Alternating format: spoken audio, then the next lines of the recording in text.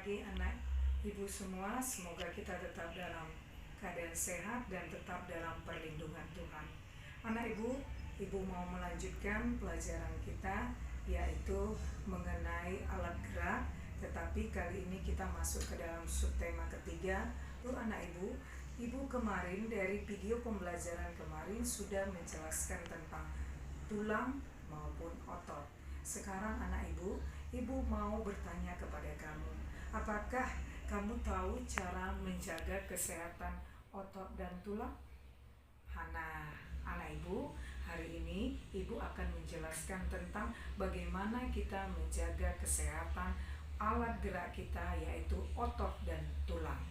Anak ibu, bagaimana cara kita menjaga kesehatan alat gerak kita berupa otot dan tulang? Kita tahu setiap hari kita melakukan aktivitas menggunakan alat gerak otot dan tulang ini, yaitu seperti untuk menulis, berlari, bahkan mengangkat benda-benda yang lain.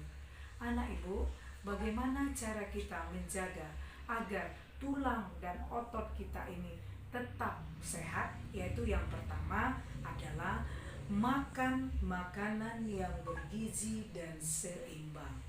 Ini yang pertama, harus makan makanan yang bergizi dan seimbang.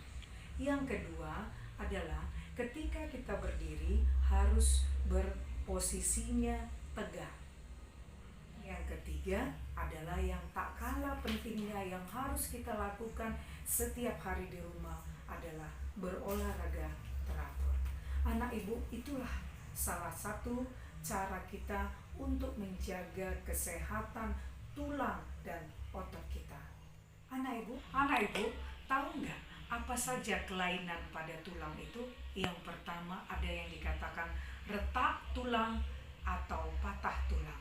Retak tulang atau patah tulang ini itu dapat diakibatkan karena benturan yang keras pada tulang, misalnya seperti kecelakaan atau waktu kita terjatuh, sehingga bisa mengakibatkan patah tulang yang disebut fraktura, sedangkan retak tulang yang disebut dengan fisura.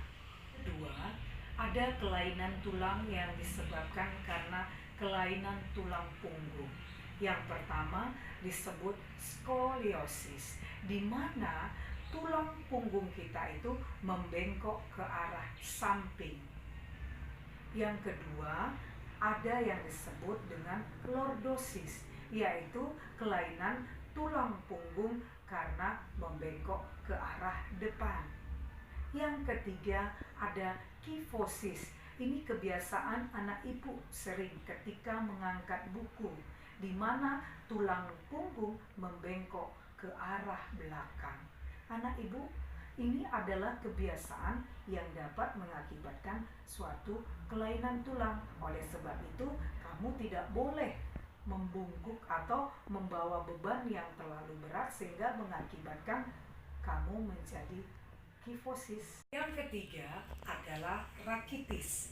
Rakitis itu disebabkan oleh karena kekurangan zat gizi seperti fosfor, kalsium, dan vitamin D. Anak ibu, di mana akibat penyakit rakitis ini pertumbuhan tulang tidak normal. Penyakit tulang ini dapat menyebabkan tulang kaki bengkok seperti kaki X maupun kaki O. Itulah kelainan tulang rakitis. Yang keempat adalah osteoporosis. Itu disebabkan karena kepadatan tulang berkurang. Biasanya ini disebabkan oleh karena kekurangan kalsium maupun fosfor. Osteoporosis dapat mengakibatkan nyeri pada tulang dan mudah patah ketika jatuh. Dan osteoporosis ini biasanya sering dialami orang yang sudah lanjut usia. Tapi tidak kemungkinan juga kita dapat merasakan karena kekurangan zat gizi, kalsium maupun fosfor. Itulah kelainan pada tulang. Sekarang anak ibu, kita lihat apa kelainan pada otot kita, yaitu satu, hipertrofi. Di mana hipertrofi adalah pembesaran otot akibat kita menggunakannya secara terus-menerus dan berlebihan. Dua adalah atrofi, yaitu mengecilnya otot. Itu disebabkan karena kekurangan gizi ataupun sirkulasi udara yang tidak baik, dan karena otot mengecil karena jarang digunakan atau menurunnya fungsi otot tersebut. Itulah yang dimaksud dengan atrofi. Yang ketiga yaitu stiff atau kaku pada leher. Ini disebabkan karena cedera otot, infeksi manitis, ataupun tiba-tiba bergerak atau salah gerak. Itu yang dimaksud dengan stiff atau kaku leher. 4 yaitu tetanus atau yang disebut dengan kejang otot. Ini disebabkan oleh bakteri Clostridium tetani. Anak ibu, tetanus ini adalah kelainan karena infeksi bakteri. Itulah kelainan pada otot. Anak ibu sudah menjelaskan kelainan pada tulang maupun pada otot. Kenapa ini bisa terjadi? Gangguan ini bisa terjadi karena kebiasaan kita juga.